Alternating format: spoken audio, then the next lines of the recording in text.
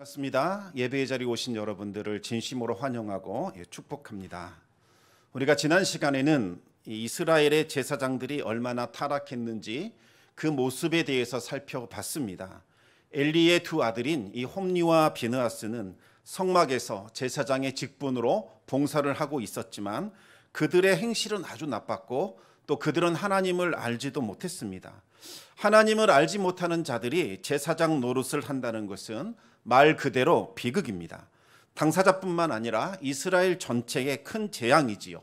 사사시대가 왜 타락하고 몰락했느냐? 그것은 하나님을 알지 못하는 제사장들이 그들이 이스라엘을 주관하고 있었기 때문입니다. 그들은 하나님께 드리는 제사를 멸시했습니다. 이 화목제의 특징은 화목제물의 그 기름 부분만 하나님께 태워드리고 나머지 살코기 부분은 서로 나누어 먹는 데에 있습니다. 화목제에 이 제사를 드린 사람은 제사장의 몫으로 이 가슴 부위 그리고 뒷다리 부분을 드리고 나머지는 집으로 가져가서 가족들과 종들과 또 친척들과 친구들과 이웃을 불러 함께 잔치를 열며 먹고 마셨습니다. 그래서 이 화목제를 드리는 날에는 큰 잔치가 벌어졌습니다. 화목제는 희생제물을 하나님께 드리는 것도 중요하지만 고기를 함께 나눠 먹으면서 기뻐하는 이 공동 식사도 아주 중요합니다. 그런데 이 제사장의 탐욕에 의하여 이와 같은 절차가 완전히 무시되게 됩니다. 가슴살과 뒷다리 부분을 제사장에게 드리고 나머지는 화목제를 드린 사람에게 줘야 하는데 모든 고기를 솥에 넣고 끓여버린 겁니다. 그리고는 갈고리를 집어다가 걸린 가장 좋은 부위를 골라서 제사장이 취하고 나머지 부위를 화목제를 드린 사람에게 준 겁니다. 이와 같은 행위는 하나님이 주신 율법을 무시하고 하나님을 대적하는 망령된 행위요 화목제를 드린 사람의 몫을 갈취하고 빼앗아가는 강도 행위라고 할 수 있겠습니다. 어쩌다가 한 번씩 이런 일이 일어난 것이 아니라 아예 관행이 되어버렸습니다. 대제사장 엘리도 이와 같은 관행을 따라 자신의 몫을 챙겼습니다. 그런데 그의 아들 홈리와 비느하스는 한술 더 떴습니다. 그래도 제사장 엘리는 먼저 하나님께 화목 제사를 드리고 난 후에 그 고기를 나누어 가졌습니다. 기름 부분은 하나님의 몫이기 때문에 아무리 제사장이라 할지라도 그 기름 부분을 먹을 수는 없었습니다. 마땅히 하나님께 바쳐야만 했습니다. 그래서 번제단 위에 태워서 하나님께 드린 거지요. 그리고 난 나머지들을 각자의 몫으로 가져왔습니다. 하지만 이 홈리와 비느하스는 기름기가 있는 그 기름진 부분을 먹고 싶어서 제사를 드리기도 전에 자신의 몫을 미리 챙겼습니다. 아버지 엘리가 이 삶은 고기보다는 기름진 생고기를 더 좋아한다고 하면서 대제사장의 이름을 빙자하여 그와 같은 악행을 저지른 겁니다. 오죽하면 이 화목제를 드리는 사람이 제발 내가 받을 좋은 것 중에서 당신에게 다 드릴 테니까 하나님께 먼저 제사를 드려달라고 그렇게 간청을 했겠습니까? 그러나 이 홈리와 비느하스는 그와 같은 정당한 요구마저 다 묵살하고 자신의 탐욕을 충족시켰습니다. 그뿐만이 아닙니다. 홈리와 비느하스는 이방 족속들이 드리는 그 음란한 우상 숭배를 모방하게 됩니다. 그들은 우상 숭배자들처럼 성소에서 음행을 저질렀습니다. 이들의 악행은 이스라엘 백성들을 우상 숭배의 죄악에 빠지게 했고 경건한 백성들을 괴롭게 만들었습니다. 제사장 엘리는 아들들의 그 악행에 대해서 들었지만 무섭게 질책하지도 않았고 징계를 내리지도 않았습니다. 그들에게 과감한 이 징계를 내려서 제사장의 직분을 하지 못하도록 했어야 했지만 마치 가벼운 죄를 저지른 그 아들을 타이르듯이 그렇게 권면하는 순에서 그쳤습니다. 그러자 하나님께서 참다 못해서 제사장 엘리에게 하나님의 사람을 보내어 최후 통첩을 하셨습니다. 홈리와 비느하스가 하나님의 그 제물과 예물을 발로 밟아 하나님을 모욕하고 하나님을 멸시했기 때문에 그들에게 심판을 내릴 것이라고 경고를 하셨습니다. 하나님께서 말씀하시기를 나를 존중히 여기는 자를 내가 존중히 여기고 나를 멸시하는 자를 내가 경멸하리라. 아버지 하나님께서 그렇게 말씀하시면서 하나님을 멸시했던 이 엘리 가문을 완전히 끊어버릴 것이라고 그렇게 엄하게 경고하셨습니다. 그러면서 하나님을 존중히 여기는 사람, 하나님을 위한 충실한 제사장을 세울 것이라고 말씀하셨습니다. 우리 함께 사무엘상 2장 35절 말씀을 같이 한번 읽어보겠습니다. 내가 나를 위하여 충실한 제사장을 일으키리니 그 사람은 내 마음 내 뜻대로 행할 것이라. 내가 그를 위하여 견고한 집을 세우리니 그가 나의 기름 부음을 받은 자 앞에서 영구히 행하리라. 아멘. 하나님께서 세우실 충실한 제사장은 바로 사무엘에 대한 말씀입니다. 오늘 본문은 하나님께서 어떻게 이와 같은 영적인 암흑기 가운데에 사무엘을 하나님의 충실한 제사장으로 세워 가시는지에 대해서 말씀하고 있습니다. 먼저 우리 사무엘상 3장 1절 말씀을 같이 읽겠습니다. 아이 사무엘이 엘리 앞에서 여호와를 섬길 때에는 여호와의 말씀이 희귀하여 이상이 흔히 보이지 않았더라. 여기에서 이 아이는 어린 유아부터 시작해서 청년까지 이르는 아주 광범위하게 사용되는 단어인데 보통은 소년을 가리킬 때 사용합니다. 학자들의 추정에 따르면 대략 사무엘이 12살 정도 되었을 것이라고 그렇게 생각을 합니다. 사무엘이 이 엘리 앞에서 여호와를 섬겼다는 말은 엘리 제사장의 감독을 받아서 성소에서 봉사를 하고 있었다는 뜻입니다. 사무엘은 대략 12살 때부터 제사장 엘리의 이 감독과 가르침을 받아서 희생 제사를 드리는 그와 같은 직무에 참여하고 있었습니다. 그런데 사무엘이 이 희생 제사의 직무를 감당하고 있었을 때에 영적인 상황은 너무나 좋지 않았습니다. 하나님의 말씀이 희귀했고 하나님께서 보여주시는 특별한 환상이나 이상이 보이지 않았습니다. 하나님의 말씀이 희귀했다는 것은 두 가지 의미가 있습니다. 첫째는 하나님께서 주시는 신적인 계시가 더 이상 나타나지 않았다는 의미입니다. 하나님의 말씀을 듣고 경청해야 할 제사장들이 타락하여 영적인 감수성과 분별력을 잃어버렸기 때문에 더 이상 하나님의 말씀이 들려오지 않았던 겁니다. 두 번째 의미는 이스라엘이 하나님이 주신 율법에 귀를 기울이지 않았다는 의미입니다. 제사장을 비롯한 종교 지도자들에서부터 시작하여 모든 백성에 이르기까지 하나님이 주신 율법을 멸시했고 자신들의 소견에 옳은 대로 그렇게 행동하며 살았습니다. 하나님이 주신 율법을 무시하고 있는데 어찌 하나님의 음성이 들려올 수 있겠습니까? 하나님의 말씀을 가볍게 여길 때에 우리의 기도조차도 막히게 됩니다. 하나님의 음성이 들려오지 않습니다. 하나님의 말씀을 외면하고 기도에만 전념하면 아무리 기도를 많이 할지라도 하나님이 주시는 음성을 들을 수가 없습니다. 심지어 이 말씀을 벗어나 버린 기도는 아주 위험합니다. 잠언 28장 9절 말씀을 우리 같이 한번 읽어보겠습니다. 사람이 귀를 돌려 율법을 듣지 아니하면 그의 기도도 가증하니라. 기도는 반드시 말씀과 함께 같이 가야 합니다. 기도는 하나님의 말씀 위에서 하나님의 뜻을 따라 드려져야 합니다. 만약에 하나님의 말씀을 벗어 던져버리고 기도에만 힘쓰다 보면 자기의 기도가 어느새 망령된 기도, 하나님의 뜻과 어긋난 기도, 저주에 가까운 기도를 하게 된다는 말씀입니다. 이 사사시대에 이스라엘이 타락하고 영적으로 어두워진 것은 그들이 바로 하나님의 율법을 무시했고 자신의 소견에 옳은 대로 행동했기 때문입니다. 그 결과로 하나님의 말씀이 희귀해졌고 하나님이 주시는 이상이 전혀 나타나지도 않았습니다. 하나님의 말씀이 희귀해졌다. 하나님의 이상이 더 이상 보이지 않는다. 이것은 하나님의 심판이 임박했다는 징조이기도 합니다. 우리 함께 아모스 8장 11절에서 13절까지 말씀을 같이 한번 읽어보겠습니다. 주 여호와의 말씀이니라. 보라 날이 이를지라. 내가 기근을 땅에 보내리니 양식이 없어 주림이 아니며 물이 없어 가람이 아니요 여호와의 말씀을 듣지 못한 기갈이라. 사람이 이 바다에서 저 바다까지 북쪽에서 동쪽까지 비틀거리며 여호와의 말씀을 구하려고 돌아다녀도 얻지 못하리니 그날의 아름다운 처녀와 젊은 남자가 다 갈아여 쓰러지리라. 하나님의 은혜는 하나님이 말씀이 있는 그곳, 바로 그곳에 임하게 됩니다. 하나님의 말씀이 사라진 곳에는 하나님의 은혜도 같이 사라지게 되는 거지요. 하나님의 은혜, 말씀의 은혜가 사라질 때에 바로 영적인 기근이 시작이 됩니다. 그런데 이 양식이 없는 기근보다 더 무서운 것이 바로 영적인 기근입니다. 우리 역대하 7장 13절과 14절 말씀을 같이 한번 읽어보겠습니다.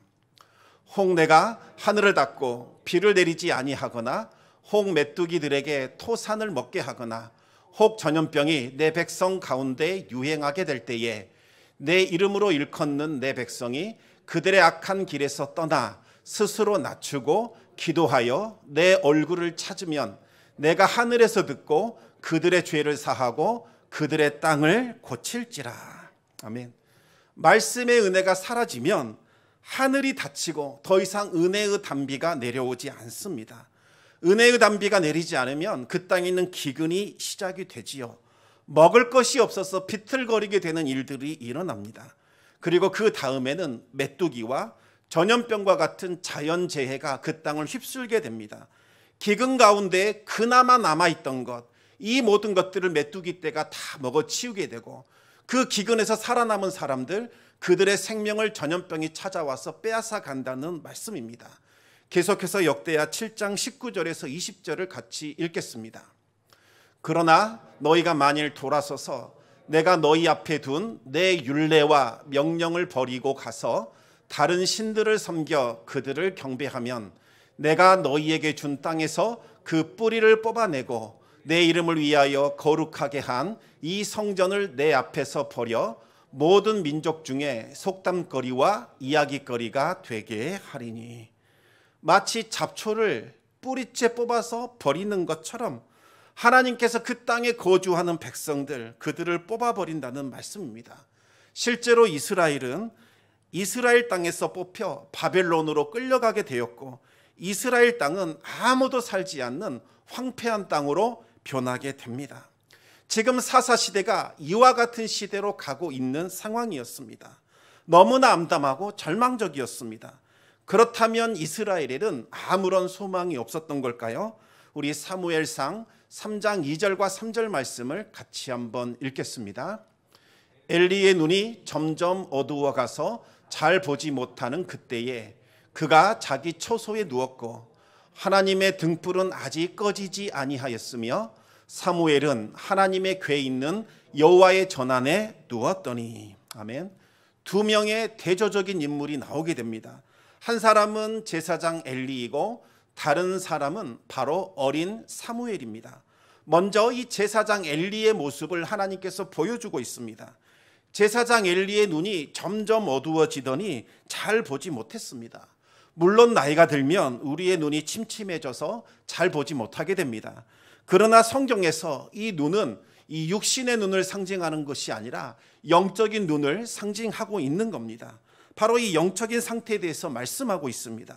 제사장 엘리의 영적인 눈과 귀가 어두워져서 더 이상 하나님의 말씀을 듣지도 못했고 분별하지도 못할 정도로 무뎌지고 아주 심각한 상태로 처해 있었습니다.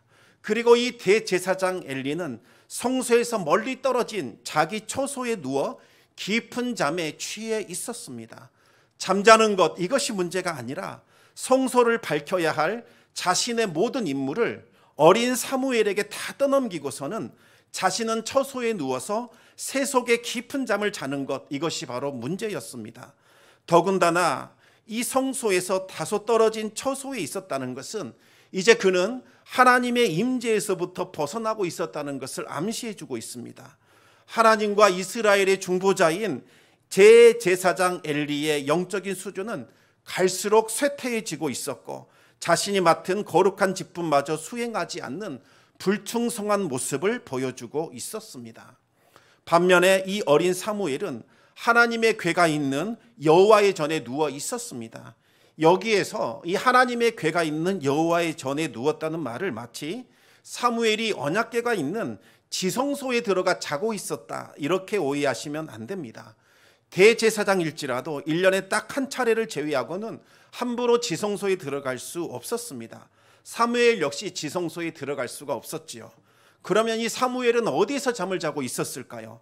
사무엘은 성소 안에 마련되어 있었던 봉사자들을 위한 그 숙소에서 잠을 자고 있었습니다. 지금 사무엘은 성소를 밝히는 그 등잔대를 관리하고자 성소 안에 머무르고 있는 겁니다. 그런데 왜 굳이 사무엘이 하나님의 궤가 있는 여호와의 전안에 누워 있었다 이렇게 표현했을까요? 여기에서 하나님의 궤는 바로 하나님의 임재를 상징하고 있습니다. 사무엘이 있었던 곳, 사무엘이 떠나지 않았던 것은 바로 하나님의 임재가 있었던 바로 그 성소였습니다. 사무엘이 바로 하나님의 임재가 있는 곳에 머무르고 있었다라는 것을 강조하기 위하여 하나님의 궤라는 표현을 사용했던 겁니다. 이제 여기서 나오는 이 하나님의 궤는 앞으로 사무엘 전체를 이해하는데 아주 중요한 역할을 하게 됩니다.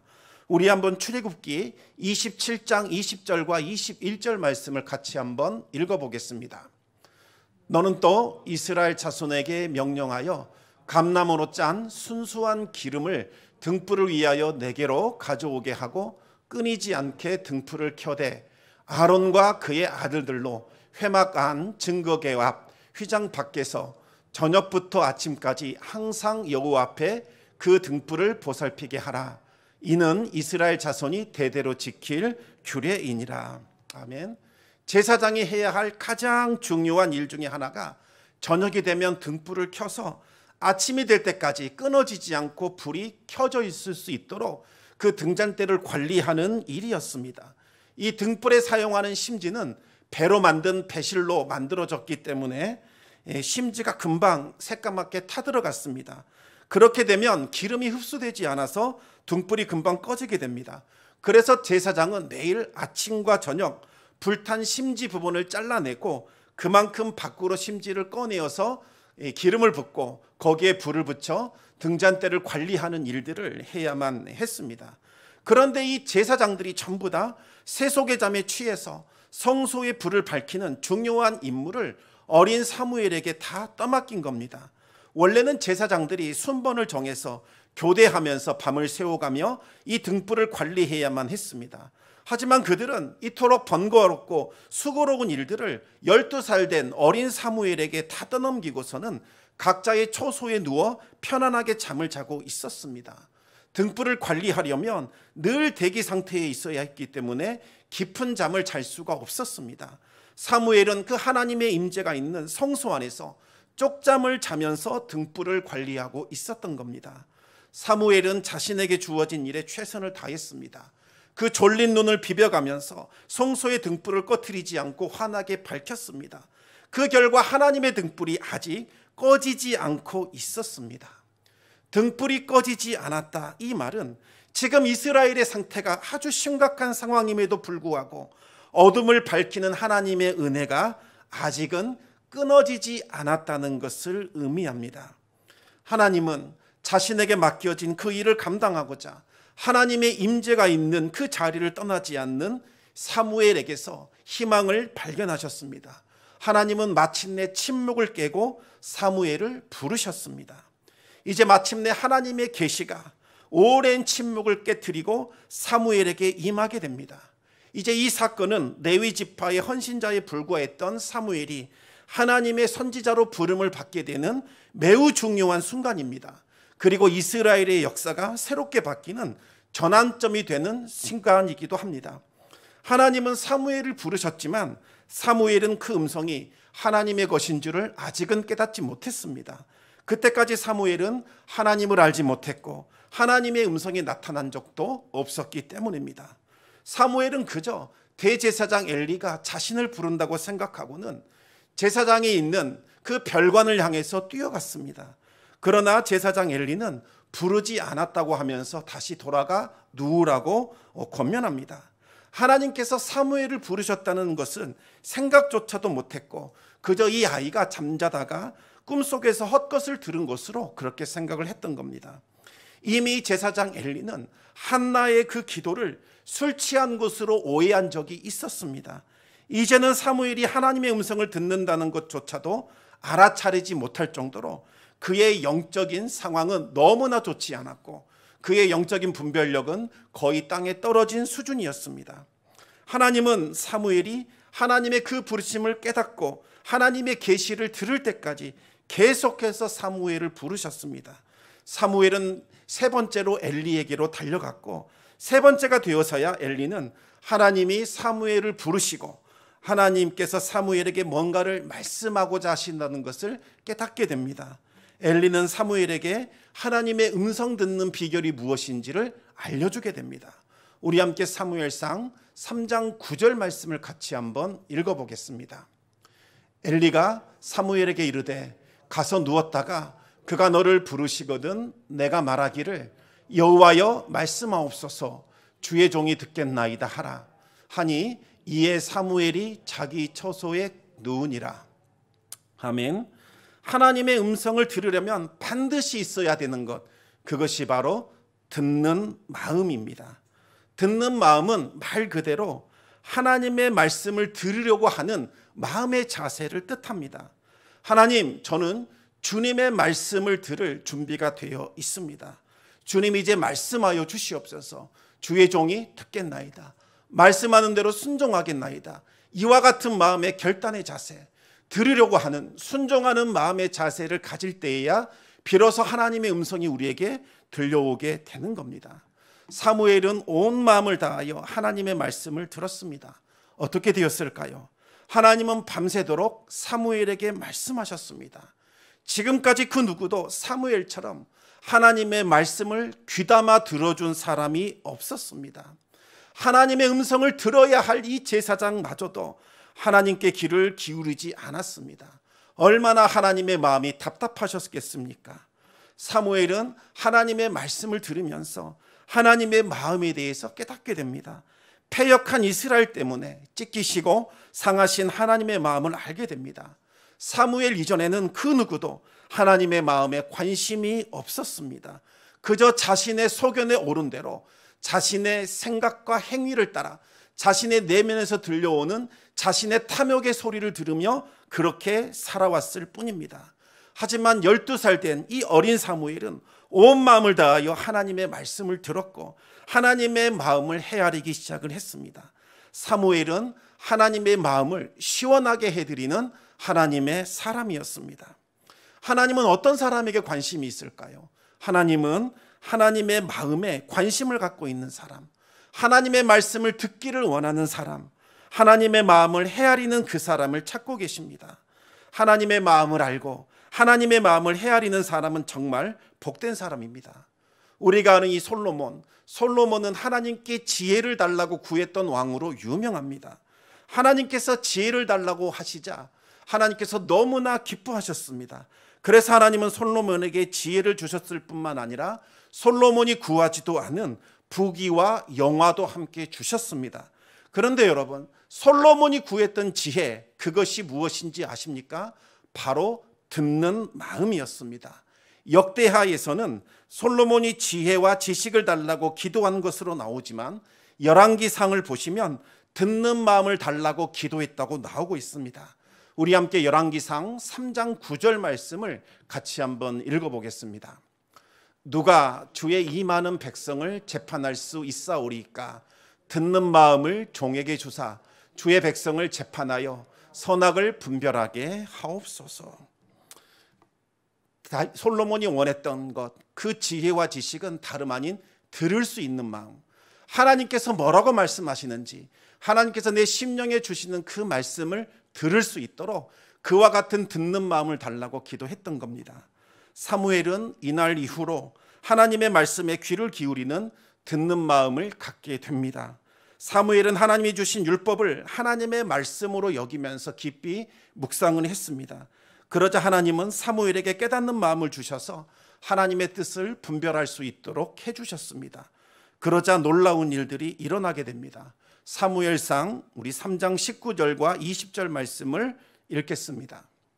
사무엘이 자라매 여호와께서 그와 함께 계셔서 그의 말이 하나도 땅에 떨어지지 않게 하시니 단에서부터 브엘세바까지의 온 이스라엘이 사무엘은 여호와의 선지자로 세우심을 입은 줄을 알았더라. 아멘. 하나님께서 늘 사무엘과 함께 하셨고 사무엘의 입술에서 나오는 모든 말들이 헛되지 않고 성취되도록 하셨습니다. 그리하여 단에서부터 브엘세바까지, 우리식으로 표현하면 백두에서부터 할라에 이르기까지 모든 백성들이 사무엘을 하나님의 선지자로 인정하게 됩니다. 마지막으로 사무엘상 3장 21절 말씀을 같이 읽겠습니다. 여호와께서 실로에서 다시 나타나시되 여호와께서 실로에서 여호와의 말씀으로 사무엘에게 자기를 나타내시니라. 사무엘의 말이 온 이스라엘에 전파되니라. 아멘. 실로는 하나님의 성소가 있는 곳입니다. 이곳에서 말씀으로 나타나셨다는 것은 이제 하나님께서 사무엘을 선지자로 공식적으로 임명하셨다는 의미입니다. 다시 나타났다는 것은 두 번째로 나타나셨다는 의미가 아니라 하나님께서 원하실 때마다 끊임없이 반복해서 사무엘에게 나타나셔서 그에게 말씀을 주셨다는 뜻입니다. 우리 하나님은 하나님을 존중히 여기는 사람, 하나님을 위한 충실한 제사장을 세우셔서 이스라엘의 집을 세우시고 하나님께서 기름 부은 왕을 일으키실 것이라고 약속하셨습니다. 그 약속이 바로 사무엘을 통해서 이루어지게 되는 거죠. 하나님께서 사무엘을 선택하신 것은 사무엘이 바로 하나님의 임재가 있는 그곳을 떠나지 않고 하나님께서 주신 바 사명을 충실하게 감당했기 때문입니다.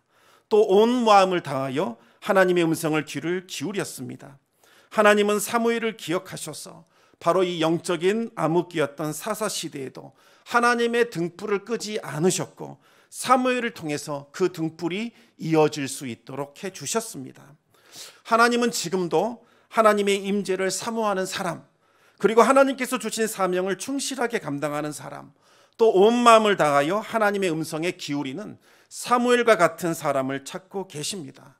그 한 사람을 통하여 하나님의 영광을 드러내 주시며 하나님의 위대한 역사를 일으켜 주십니다. 하나님께서 우리를 부르실 때에 주여 말씀하여 주시옵소서, 주의 종이 듣겠나이다, 주의 종이 이 모든 일에 순종하겠나이다, 그와 같은 마음으로 고백할 수 있기를 바랍니다.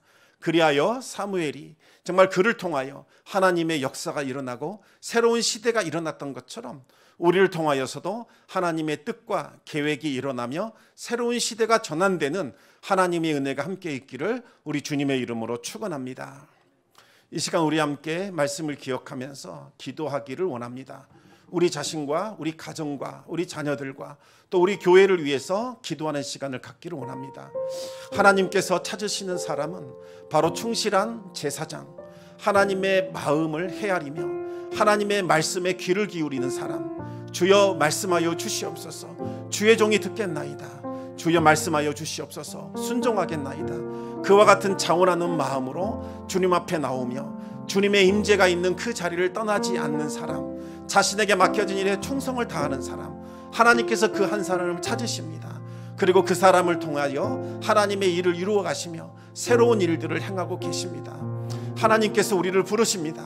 그와 같은 일에 쓰임받게 해달라고. 그리고 우리 교회가 하나님의 말씀을 선포하며 하나님의 말씀을 들으며 하나님의 말씀에 순종하는 교회가 되게 해달라고, 그 사명을 감당하는 교회 되게 해달라고 이 시간 우리 합심하여 함께 기도를 드리겠습니다.